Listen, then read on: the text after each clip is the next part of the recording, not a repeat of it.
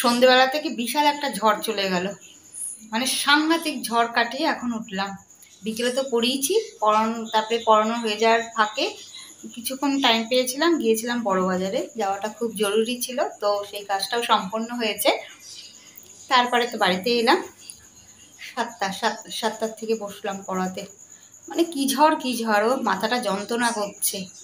এই সবেমাত্র 5 মিনিট হলো সবাই গেছে, আর ভালো লাগছে না, আর বক বক ভালো লাগছে না, খিদে পেয়ে গেছে বক বকের জ্বালায়।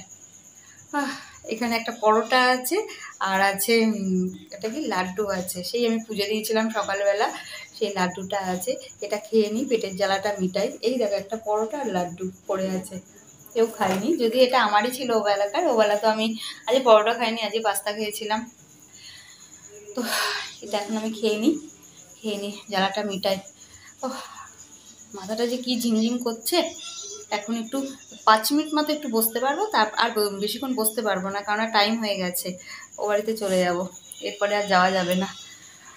আর ভাল লাগছে না, কথা বলতেও আর ইচ্ছা করছে না, জল তেষ্টাও পেয়ে গেছে, মাথা যে যন্ত্রণা করছে কি বলবো। চা তো সন্ধ্যাবেলা খেয়েছি, চা খাওয়ার পরে যে বকবকানি সেইটা কাটিয়ে এখন আমি উঠলাম।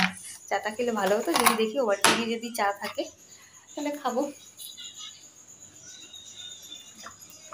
তার আগে মেয়েরাতে খেয়ে নিই পরোটাটা, তারপরে যখন খুশি ভাত খাবো। ভাত তো খাবো সেই রাতে, অনেক রাতে।